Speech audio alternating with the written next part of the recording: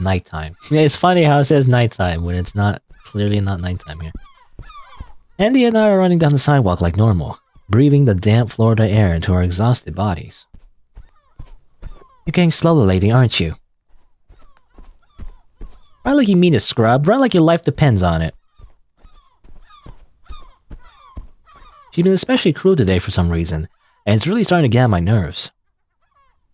I'm obviously trying my best, Andy. Cool it already. We'll get back to the park soon enough, just like we always do.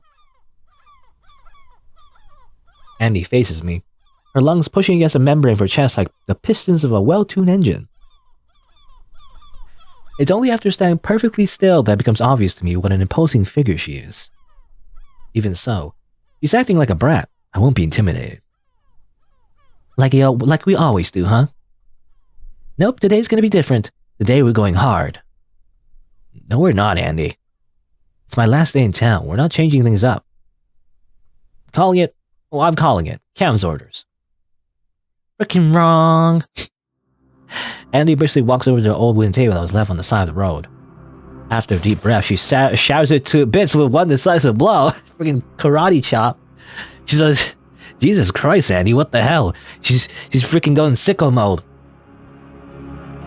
Or something. I don't know, I think I got the meme wrong. You know, sicko mode means something else, but in my head it means like, you know, going, like freaking out, you know, like, it's like going crazy or something, I don't know. You clearly need some motivation, so that's what I'm gonna give you. Start running, Oliver. She picks up a chunk of wood from the shattered remains of the table and waves it over her head. You can't be serious. Here I come. I'm going to see freaking smash your skull in. Oh crap, she's serious. Holy shit.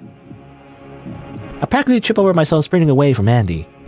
After only a minute of us going hard as I possibly can, it becomes obvious she'll eventually catch up to me if I keep running in a straight line. Without even really thinking, I make a sharp left and climb over a chain link fence in someone's front yard. Not funny, Andy. This is mutiny, you know. I don't care. I'm going to turn your head into a watermelon and make it explode. Well, how am I supposed to know if you're prepared or not? I push myself over another fence, unapologetically dashing through backyard after backyard. Some wrestling contests? I don't know. Just leave me alone.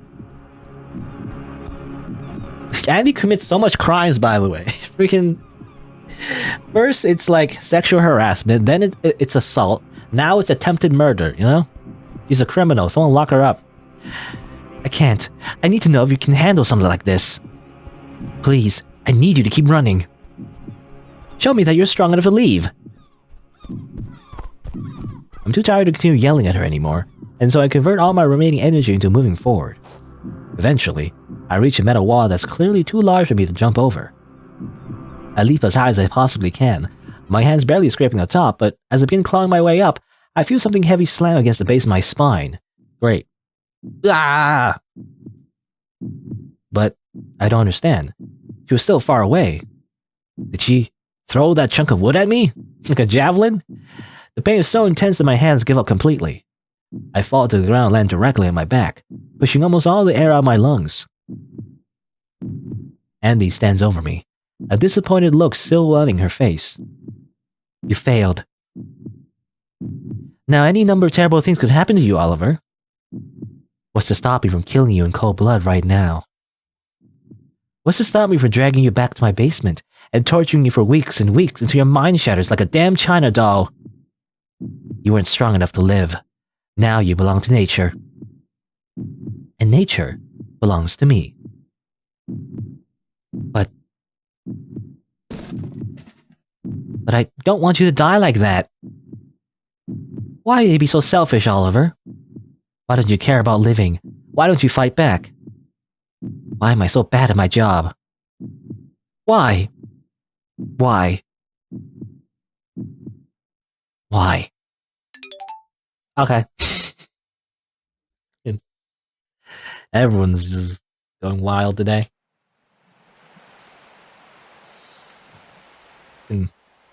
Kills us. Okay, well. Let's try that again. Except this time she doesn't murder us, somehow. Except, oh, we're at the beach? I remember the exact moment I became so afraid of dying. It was last summer. After all those stupid jellyfish washed up on the beach. Regress! I don't know why we were regressing. Oh, she's in a swimsuit now. I remember the exact moment I became so afraid of dying. It was those jellyfish-type sirens, the ones that started spawning the day after we drained the ocean. Our physical attacks weren't working, but I just thought nobody else was punching them hard enough. Emil yelled something out after I rushed in. I think he might have been ordering me not to touch them. There was a new type of enemy, and I wanted to show off for you guys, but... because... Ah, shit, I'm not even really sure why. Maybe I thought taking it down after Ash's lame attack would inspire you in some way, maybe? Like, if the siren seemed powerful, then maybe killing it would motivate everybody to shape up a bit. That was nothing more than senseless grandstanding. A good coach needs to think of a team first, not herself. Image shouldn't even matter, but I was too concerned with looking cool, and because of that... And, well, it was only a couple seconds after the kick landed that I was certain how stupid all this was. There's no pushback. It was like his body was actually made out of jelly. That's the feeling I remember most, me being thigh-deep in the body of some barely sentient freak. It was horrible. I made all sorts of promises to every god I could think of in that moment. But it was only after I started hearing Judas scream my name over and over that everything became clear. I was absolutely gonna die in this place. I'd be vomiting after that, I think. Then the crying started. I was so unsatisfied. I'd always paint myself as some kind of powerful warrior. But in reality, I was going to die being the only thing I've ever been. A stupid kid and nothing more. Then, there was a cold feeling. It wasn't from what I expected, though. Tell me, was it Violet who thought to freeze them? Violet. She saved my life that day, didn't she? That makes all this shit even worse, doesn't it? Okay. That's kind of like the source of her trauma. You know, almost being swallowed up by a jellyfish. And wasn't there like a few... I saw like a few CG. I guess it's in the gallery though. Maybe it didn't appear in the game. But there's a few CG of like her sister chasing her around the beach with like sea creatures, you know? Like small sea creatures, like clams and stuff. But like that's her trauma. Isn't that fucked up? Anyway. But yeah, that's like why she vomits in front of the high school, I guess.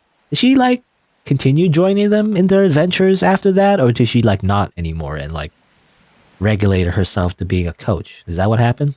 I wonder. Because she almost died, right? And she had like PTSD from that. It's interesting. Well, we can still go there, so let's go there again.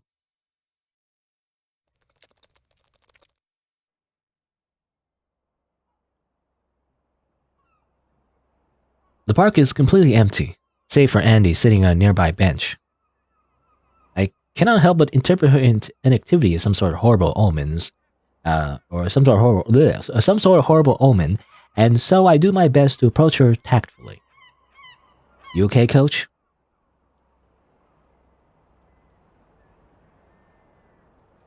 I try to say that without seeming disingenuous, but my presence alone seems to put her on edge. Ash is really gone then, isn't he? Oh. Did you know? Or did you know? Did Judy know? Why didn't anybody tell me? I passed by his house during my warm-up run and everything was just why? I don't understand. We were so much closer than this and he just left. He left like we were nothing but strangers. There wasn't even anything I could do about it. There's a tangible swelling panic in those last few words of hers. I should probably try and de-escalate this somehow so Annie doesn't stress herself completely. I'm sure he had a good reason. Ashton wouldn't do something that out of character for nothing, right? Maybe he needed to leave. Maybe he's trying to protect us all somehow. Andy stands up from the bench, clearly unfazed by my tepid hypotheticals. Let's just run. I'll have plenty of time to feel sorry for myself later in the day. But you're still here, so we should make the most of that. Sure. Lead the way, coach.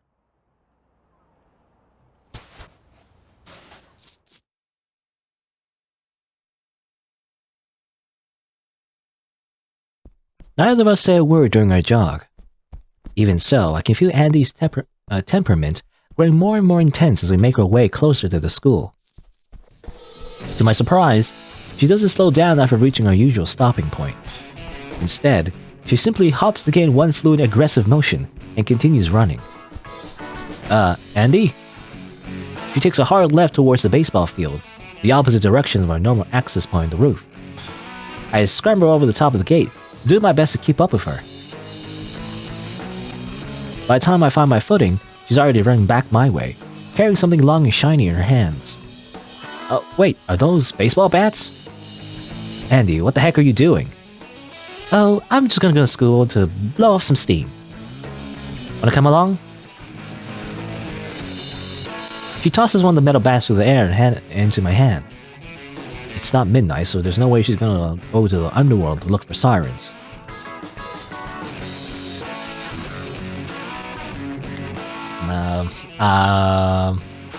Our choices didn't really matter because, Oliver always just doesn't do what we tell him to do, but... Alright, let's go ham. Sure, Andy. Let's go show that stupid locker how tough we are. That'll fix this shit, right? That'll fix everything up real good. Unreal. Absolutely unreal. Don't be stupid, Andy. Smashing up the school like this isn't gonna bring anybody back. Nope, but it'll make me feel a hell of a lot better than I do right now. And what about the fact that this is property damage? You really okay with getting arrested? I mean, her rap sheet is like, really long at this point. Vandalism doesn't seem so bad. Anyway, nobody cares about what we do anymore, Oliver. I thought you knew that already. I thought that much was obvious. You do whatever. I'm going inside. Peace out. Have a nice life. Andy pushes herself past me in a haze of rage. Nothing about what she's doing is healthy. But if I try to physically stop her, she's gonna crush my head. With those incredibly well-toned abs. There's no doubt about it, she would absolutely run me over. I can do whatever, huh? Well, you're acting like a real jerk right now, coach. Yeah, that's right. I might not be able to stop her head on, but if I piss her off enough, there's a chance I can get her to chase me. Even if I can't outrun her, I can at least try and lure her away from school. That might give her enough time to calm down. But I need the right kind of bait. You're only doing this because it's easy. There's nothing difficult about going to an empty building and throwing a temper tantrum. What are you, 5? If you want to hash it out with me, that's fine. I'll spend the whole day talking with you about Ashton, I don't even mind. But if you go into that school just to break stuff instead of doing what you need to do, then all you'd be doing is admitting your own weakness. In an attempt to emphasize my point, I drop the bat in my hand at Andy's feet. She raises her eyebrows, chuckling a bit to herself in the process. Was that supposed to motivate me or something? Oliver, that was some of the hokiest crap I've ever heard in my entire life. Do me a favor, and take a public speaking class once you get to Asheville, alright?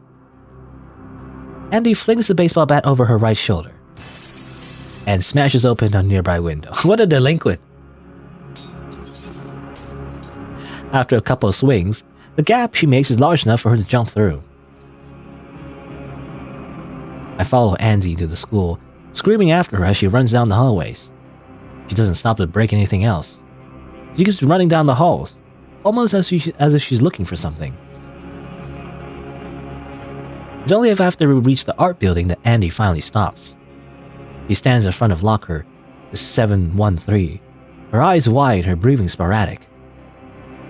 Andy, stop it! You're not thinking straight. What if Ash is back there? That's our only way back in. You could be...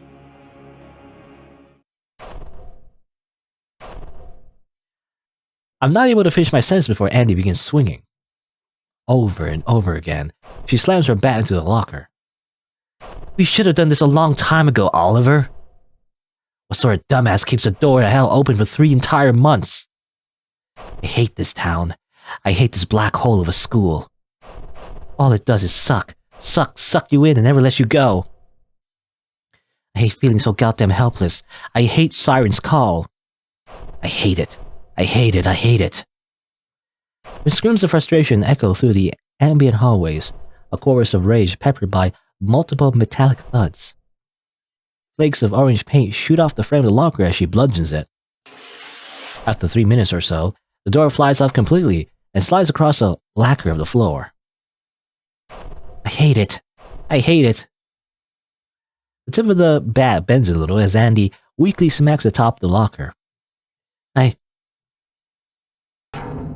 She finally stops moving, her dented baseball bat making one last audible clang as it falls to the ground beside her. A light thought bubbles up from Andy's throat. Why did you do that? Ash could have been trapped back there. He might have got lost or something. Now there's no way he can... Stop talking. You know for a fact he isn't back there, Oliver.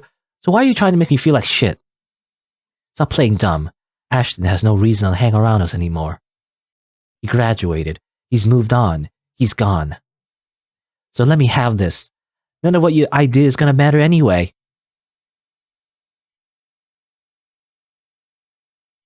Let's go back to the park.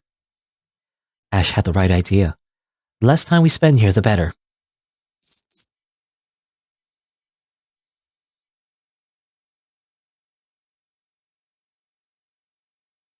We don't bother running back to the park like we normally would. About halfway there, Andy begins mumbling something to herself over and over again, but I'm too far away from her to make out what it could be. After what feels like hours, we finally make it back. I find the nearest bench and collapse on it. Even though we didn't run as much, I've still been on my feet all day, and so my legs are stiff and unresponsive. Andy hovers over me with a disgusted scowl on her face. Stretch. Give me like 30 seconds, okay? I'm not really feeling it right now. Stretch, Oliver. What's it to you if I stretch my legs or not? Just let me be for a little bit. 30 seconds, that's all I'm asking. Andy puts her hands on her hips like a disappointed mother and digs her heels into the sand. Why is she always so forceful about this stuff? Whatever. It's not like she can force me to get up. She's just gonna have to be patient.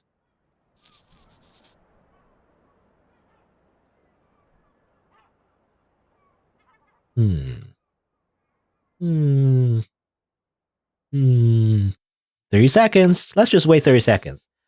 Oh, just water. You know, he said 30 seconds, right? So I gotta literally wait 30 seconds.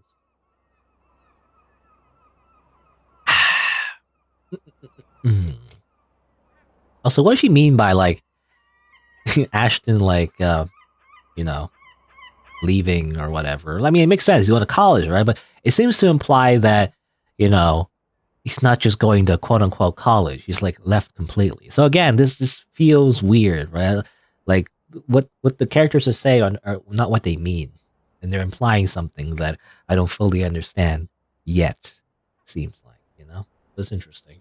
Also, I mean, Andy also admits about the town being lobotomized. So I think everyone's, I guess, already agreed that what they did is, like, not exactly a good thing, right? You know, they mentioned how, like, how everyone, like, it's like, Oliver mentioned how, like, it's not gonna bring them back, I guess. So what they meant by that, because I thought, like, people died or something, but it's more so the when they destroyed the seed, you know, again, the thing that was controlling the sirens in the underworld, it, like, you know, again, like, lobotomized everybody basically, and that's what they meant, you know, by, like, not being able to bring anybody back. So it's as if they killed, you know, everyone in town in a way. But I think that's where that's coming from. You know, that's where that guilt and, you know, like, you know, I guess paranoia, I guess I could say, maybe that's where that's coming from, right? Anyway, Andy's presence is intense, but I somehow managed to weather it out. The throbbing pain in my hamstrings has lessened significantly, And so I have no problem getting up and stretching my legs against the picnic table. Yeah, it's funny. Again, it's funny how you do actually wait 30 seconds. Wow. It sure is amazing what little rest can do for the body, don't you think? Annie doesn't respond. She just placidly stares at the beach, the color slowly draining from her face. I don't get it. Shouldn't you be happy that I'm finally starting to stand up for myself? It means I get to emulate some of your famous tenacity, right? I'm only acting the way you want me to, so what's the problem? Again, no response. She's not giving me anything more to work with, it seems. I guess we're done here for the day, then. You probably need some time for yourself, so I'll just see myself out. Later, coach. And try not to worry about Ash too much, alright? You're wrong. About standing up for yourself. Andy? You're not standing up for yourself. You said it before, right? All you're doing is copying me. That's all you ever do, Oliver. Excuse me? You always act like you're this super deep person whenever you're alone with Violet, but you're really just following her lead, aren't you? Because you sure as hell are nothing like that whenever we're alone together. It's the same with Neil too, and my sister. It's definitely the same with Ash. You're the most white bread guy on the planet, but whenever he's in the room, you're all of a sudden this badass dude that's down to raise hell and break the law? Bullshit! You're nothing more than a stupid robot. You're not defending yourself. There's nothing there to defend. You've got no soul. Everything about you is either borrowed or stolen from someone else. Well, you see, Andy, you ever heard of this thing called personas, where we wear different masks, depending on who we talk to? Anyway. But hey, that just comes with the turf, right? Spurge like you, or Spurgs like you don't know how to be actual people. They can only be what they're told to be. Spurge. Is that, what is it? It is a... Well, it's an insult. What's the word for it? What's the word for, like, derogatory? Yeah, it's a derogatory term for someone with Asperger's syndrome, right? Is that what it is? Or Asperger's? Which is also in itself, I think, outdated. Anyway. No wonder Miss Lawrence loves tinkering with you so much. You'll eat up any chipset she throws on your damn plate. That's why you're watching over Violet for her, right? Because that's what she told you to do? Man, you're such a good student, Oliver. You're such a good boy.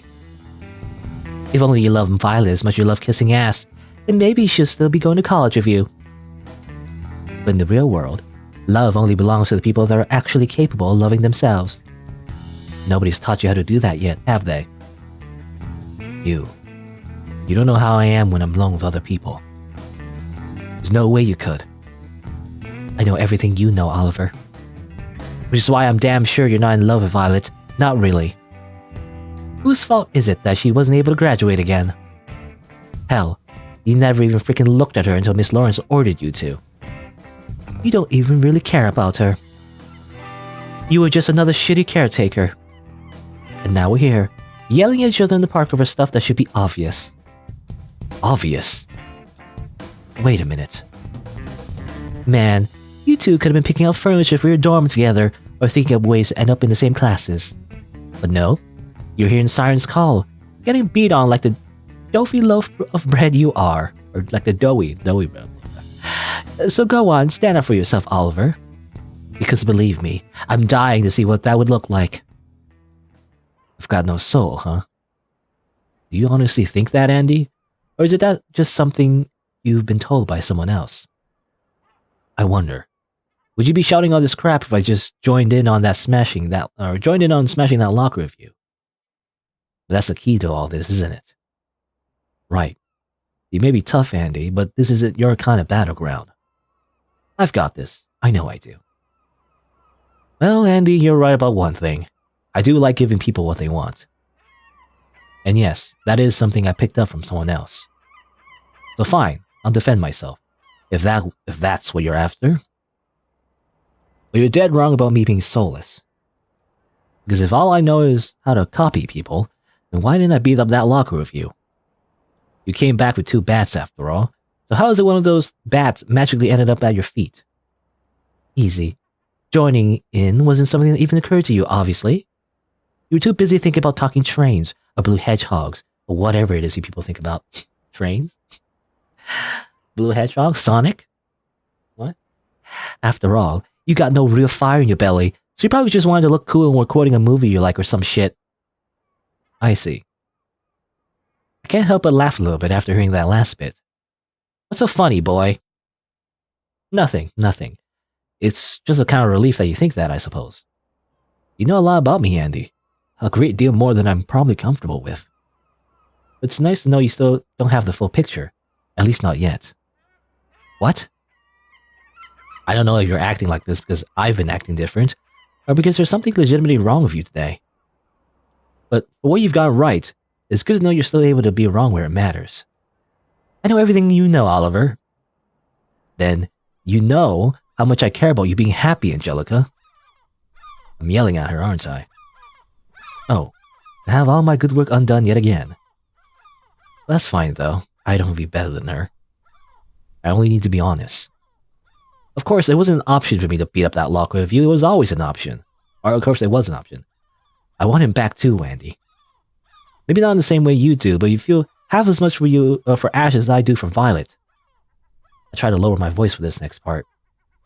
Then I completely understand why you wanted somebody to smash that locker with you. You don't know what you're talking about. I want to blow off some steam, that's it. Has nothing to do with Ash. Remember that jab you made at me earlier? The one about my interests? Do you know what my real obsession is, Andy? The personal equivalent to your own fervent and insane exercise routine. It's affect. It's trying to understand how the rest of you guys are feeling. Or affect, you know? Not plumbing, not dinosaurs, not 17th century French shipping routes. Like just piecing together and evoking certain emotions. My brain could have given me anything to fixate on, but much like you, it glues my thoughts to the one skill the people I love need from me more than anything else. How lucky is that? I don't understand. I have entire journals worth of poems about you guys. Stacks and stacks of desperate attempts to make sense of all this crap we're going through. Turns out, one of the big perks of being an ass kisser is that you're pretty much always on the lookout for these sort of things. And poetry is a pretty good way to keep track of it all. Again, isn't that lucky? I guess it depends on the definition of lucky. Personally, I think it's really creepy sounding. All I'm trying to say is, I think I get how you feel right now. I'd never seen 2 people bicker the way you and Ash did. But he knew how tough you were. He knew you didn't need to be coddled. It was probably nice to be seen for who you are, and still admired for it. But now that he's gone, some of that's gone too, right? You can't really get that from anybody else, at least not in the same way. That really sucks, right? Stop trying to psychoanalyze me, you freak! Andy tightly curls her fists. You're not supposed to know how the people feel. I don't care how much shitty poetry you write, because you don't know fuck all about me and Aston. Well, maybe I don't, but I want to know, Andy. I want to be a good friend. I want to understand what you're going through. Does that amount to anything? We don't have to go around acting like everything's great. If I'm wrong, then please tell me how I'm wrong. You are wrong. And tell me how, damn it. No! Ah! Andy screamed impulsively in the air, scaring away a nearby group of seagulls. Before I know it, she's on the ground, slamming her head and fists against the bench. Andy, stop it, you're gonna hurt yourself. I move around trying to get a better look at her. The skin in her left hand has already begun to tear, and the deep red of her blood is beginning to mix with the dry, cracked wood. Andy, please stop. No. Go away. Bring him back. He's a dick, but at least he's real. There's nothing real about you. Nothing.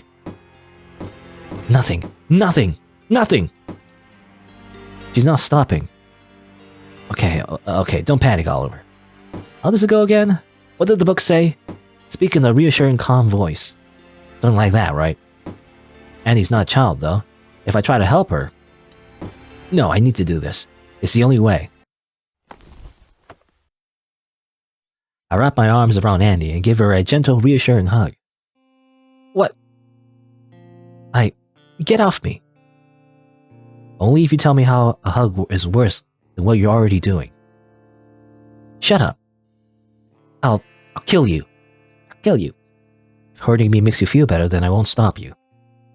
Just stop hurting yourself, please. I have no idea if this is the right thing for me to do.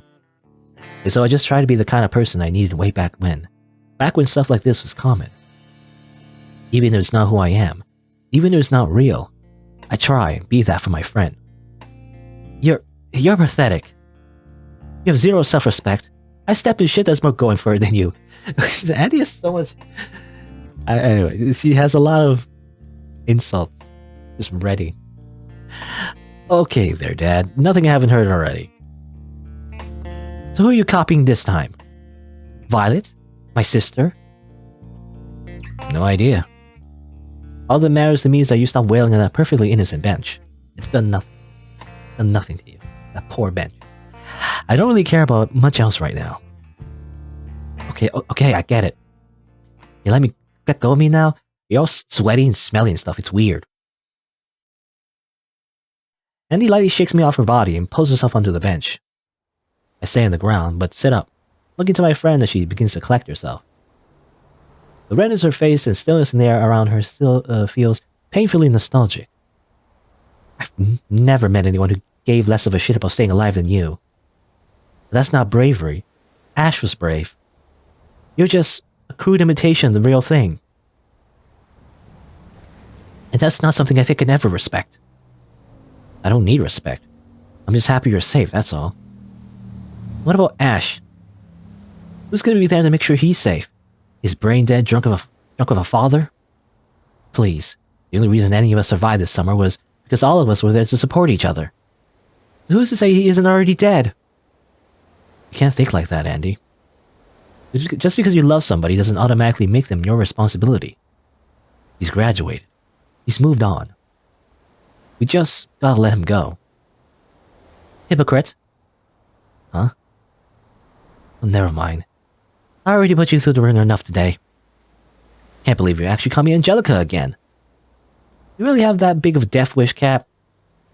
Well, a death wish would make some sense, right? Given the context for your name and all that. Huh? Oh, never mind.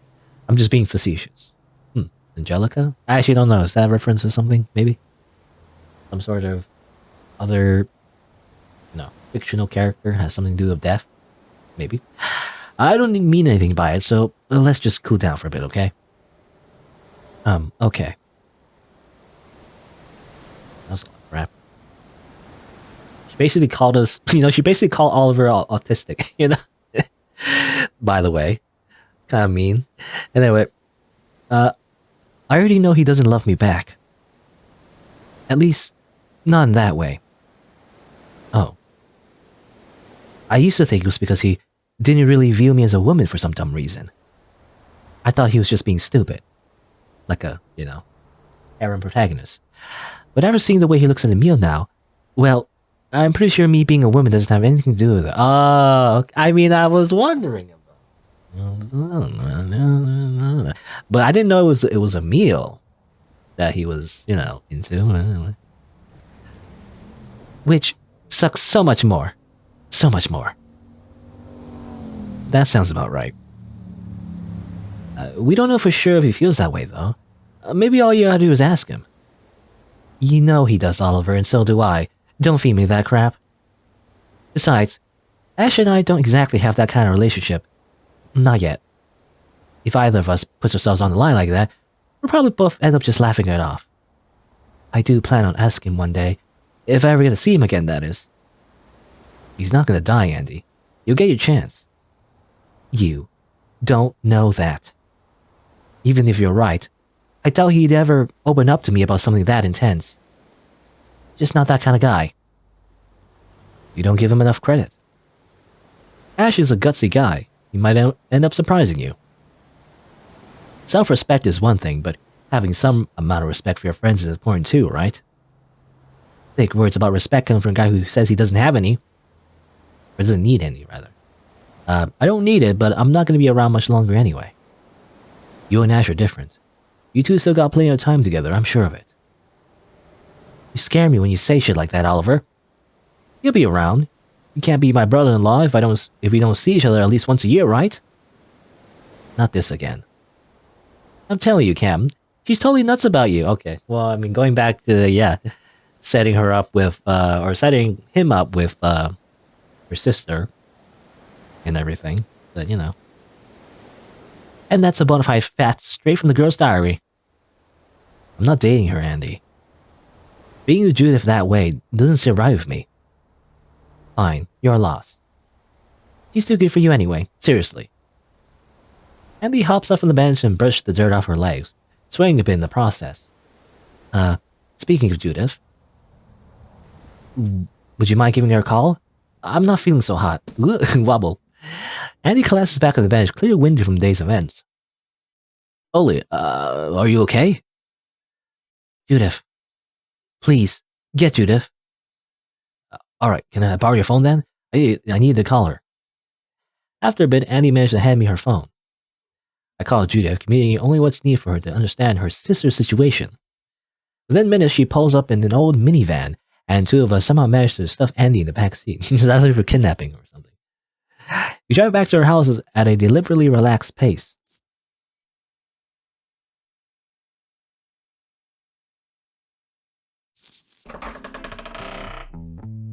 I'll brew her up some chamomile tea. Chamomile, something? Chamomile? Is it chamomile? You get her into bed, alright? Guys, it's fine. I've been slow dehydrated as all I can. Ah, crud. I'll get her to bed. How many blankets? 2 comforters. Turn the air conditioning down to 68 degrees. Also, flick on the white noise machine next to her bed. I have one of those. I really can't sleep without a white noise machine. I don't know. I'm just so used to it. I mean, in particular, I like the ones that are like basically fans, you know? It makes a little wind noise. Just a rotating fan. Anyway. Let her sleep as long as she needs to. Understood. Yes, get weak, frail Andy to her quarters immediately. You know it's rude to talk about people like they're not even there, right? Yep. I do as I'm told and guide Andy to the bedroom. After confirming that she is comfortable, I turn off the lights, flick on the white noise, and begin making my way out of the room. Hey. I'm sorry. You had to see me like this. I'm normally not this pathetic and weird. You know I'm not. You were right earlier. Something's definitely wrong with me, but I honestly have no idea what it is.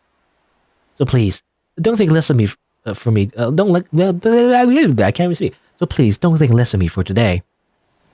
I don't want to lose another friend. Not like this. Sure enough, Andy has presented me with one last challenge. A gauntlet of uncharacteristically sincere statements.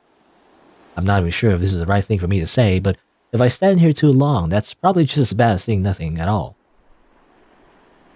You're incredible, Andy. All of us still love you tons. Don't worry. Get some sleep. We'll talk more about this later, okay?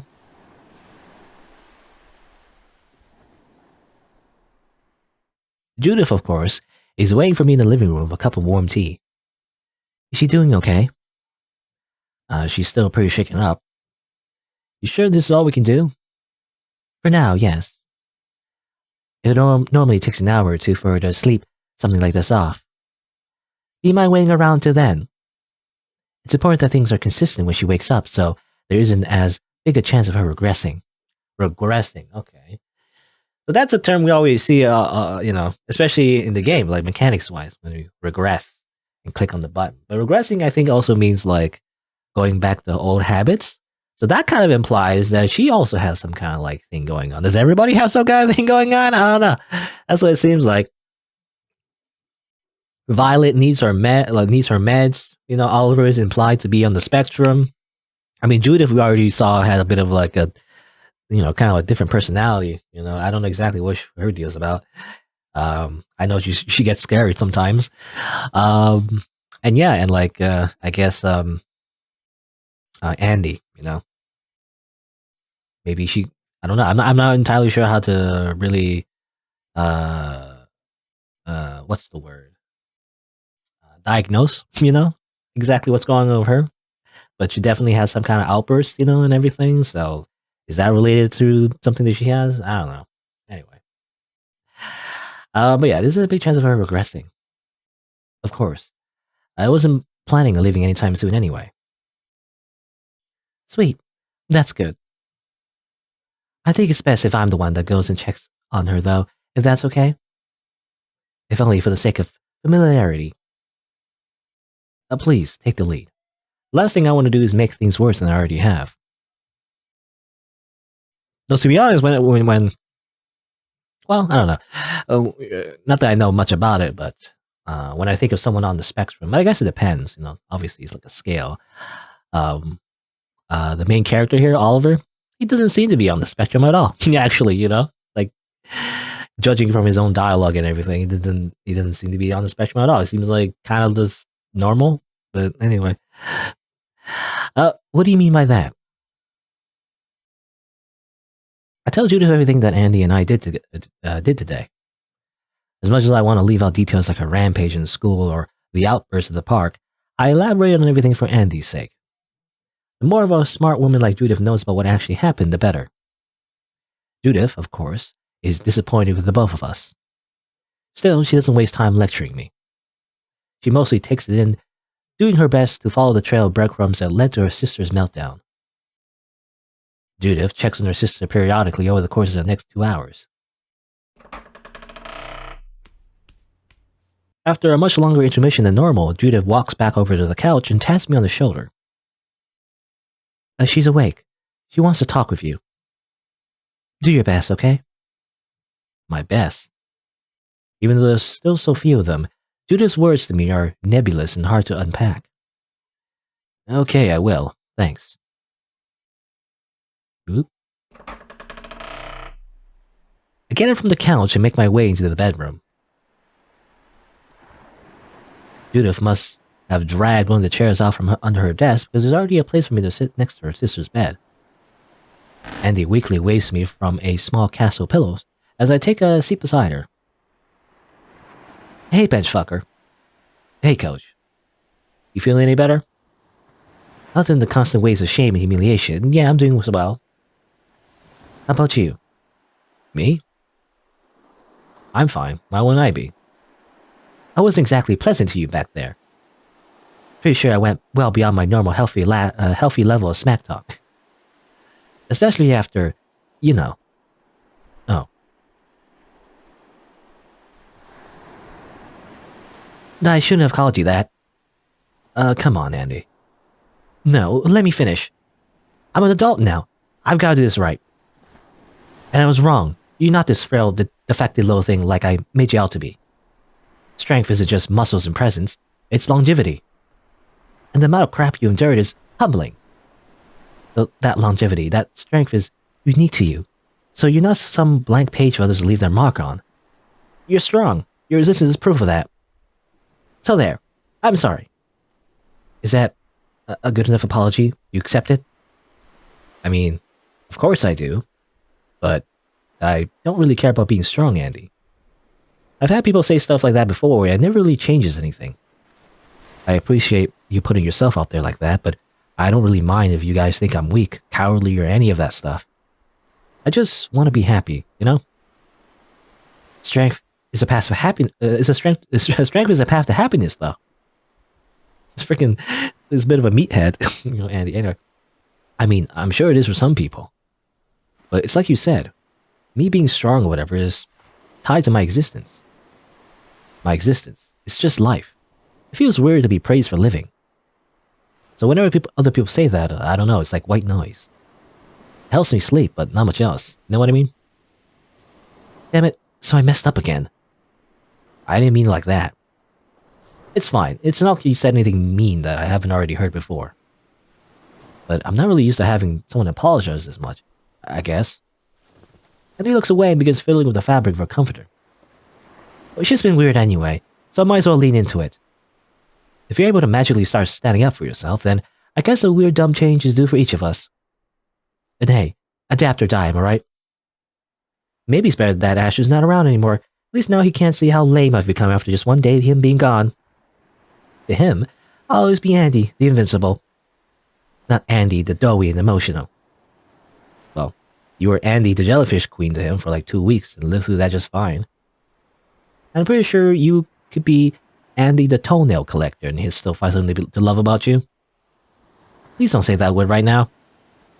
Toenail? No, dumbass, I love. I'm still trying to accept that you know about all that. Oh well, at least it's only you that knows. And I'm pretty sure you can keep a secret, so I should be safe. About that, I think everyone knows. Anyway. So, on a scale of 1 to 10, how secret do you think that secret of yours was? Because you're not exactly subtle about most things, you catch my drift. How many people know Oliver? We might have placed bets on when you confessed to him. I don't think Ash ever found out though, so that's good, right?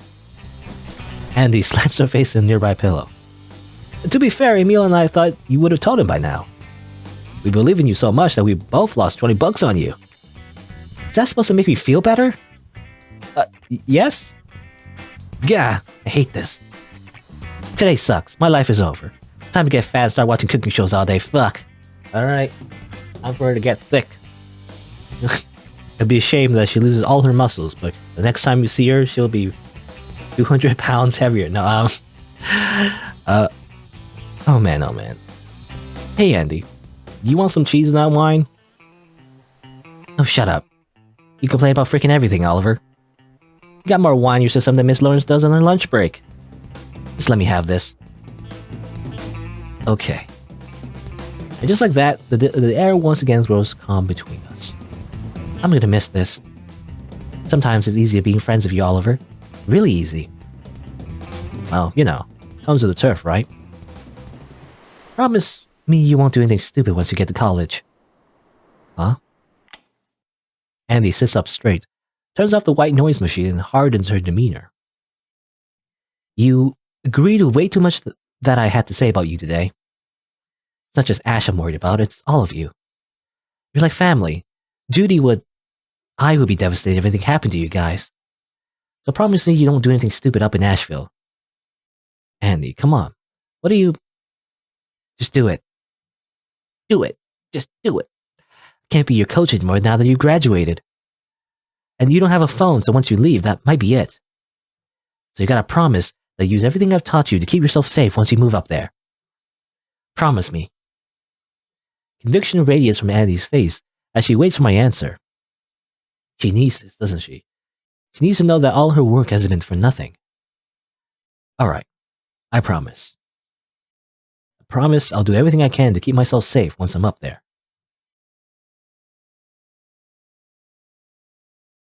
Okay. Okay, good. That's all I needed to hear. Andy falls back down to the bed and breathes what I can only assume is a heavy sigh of relief. She nods off for a bit before quickly jolting herself awake and looking up at me. Tired? Yeah, I guess. Really wish I wasn't, though.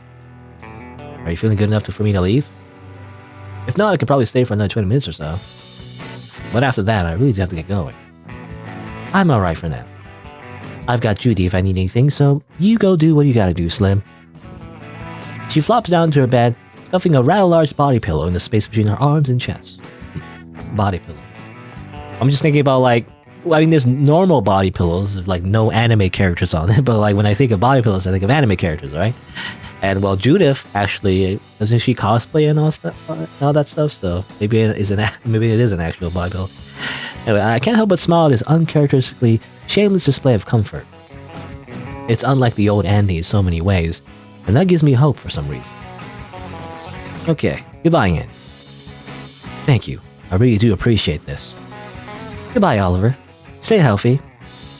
And yes, that includes lots of stretching. Of course. Oh, and I get up from my seat and begin making my way out the door. And don't let anybody drag you down. You're just like my sister. You care too much about too little. But if they can't let go, then they can't let go. It's nothing worth feeling sad about. So Keep going, okay?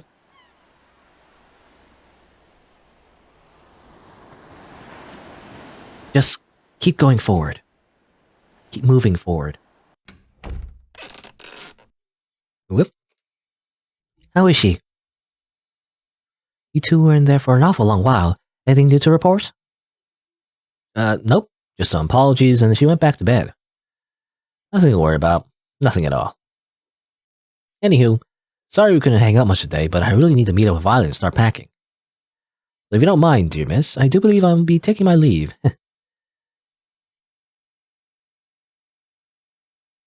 Is that so? Well then, you better get going. Run along now, Olive. Olive? Does she usually call us Olive? I don't remember. I'll see you soon. I got some journal pages. Whee!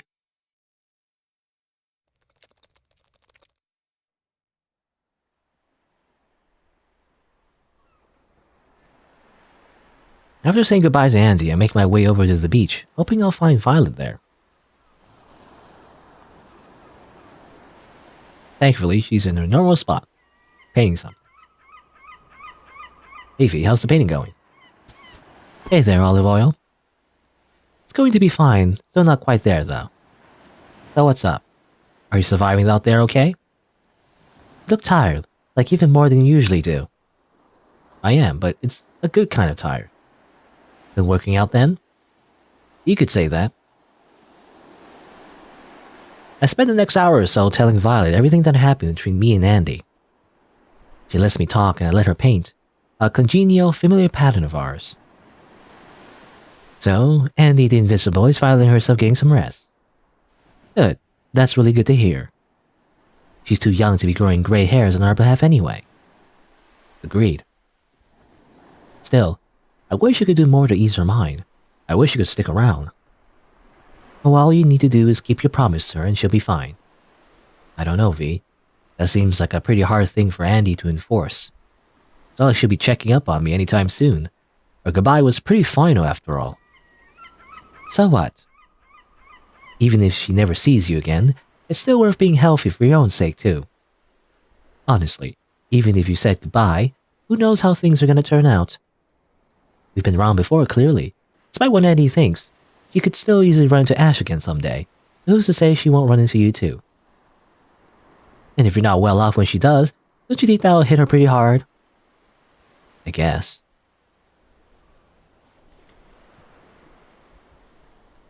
You're brooding again, Broodmeister.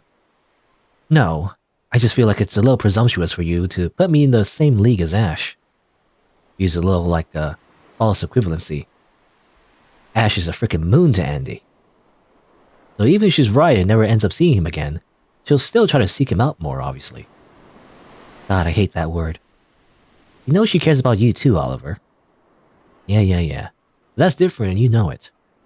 Besides, it'd be better if she chased after people she could actually build a life with. It's simple math. We're human beings. Our resources are limited. And we're not in school anymore. There's no convenient way for us to all hang out together again. Even if there was, she only has so much time to get where she wants to be. Sure, I love to stay in her life, but if it's for the best, then I'll set fire to what we had. It'd be my gift to her, even if it's only for a moment. I'll lift her up with ungodly amounts of force. I'll burn it all. I'll use what's left of our friendship as fuel to help her reach escape velocity. I just hope I'm burning the right things. I hope I'm not making another mistake. Another mistake, huh? Violet turns away from me and starts moving her brush again. You know why I paint the way I do, Oliver? Huh?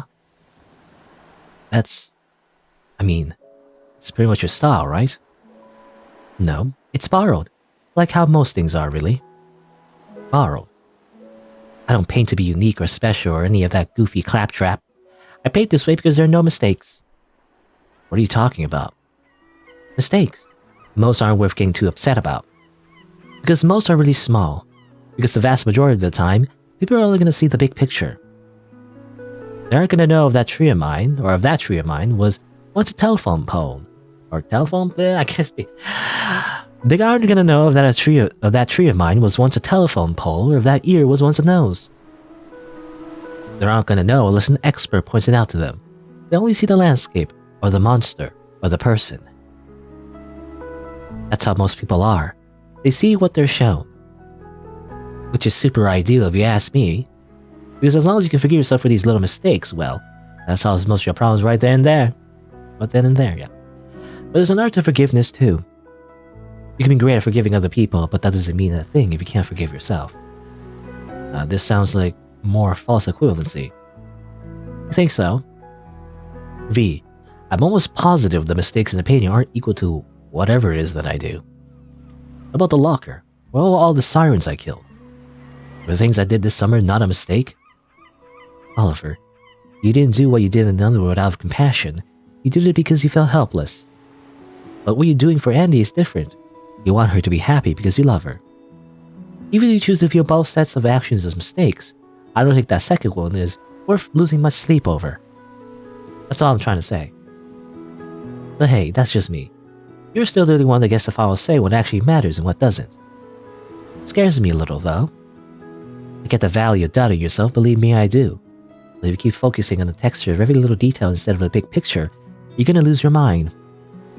I honestly believe that. So, let it go, hun. Not just for me, but for you. Please? I really think you need to. Violet holds her paintbrush to the sun and glares at it. I need to wash my brushes more, good lord. She lightly whacks her brush against the inside when near a bucket of water. As she does, the brush bleeds out, polluting the once clear water with a murky... How do you say that word, actually? With a murky pernicious? Pernicious or pernicus? I don't know. With a murky pernicious red. There we go, there we go. A little water cleans everything.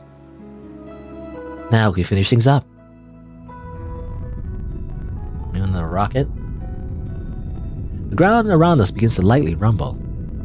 Or not. I guess it's about that time then, huh? Good, good, good. Violet stands up and begins packing her art supplies. Nice job, Andy, today. You're one step closer to mastering your art. Come on, we don't need to stay here and watch the rocket go. It'll go plenty far on its own. Let's get you home. Rocket. Because I've learned, actually, by the way, off screen, that the Cape that they mentioned, Cape Kennedy, I think it's referring to as like a space center, right? And that's where they're launching space rockets from. So I think there's a reference to that. And now that I think about it, rocket, you know, leaving Earth and all that. That could be symbolic of something. But anyway, well, I'm not gonna go too much into my theories. Let's just see. We don't talk for most of the walk back.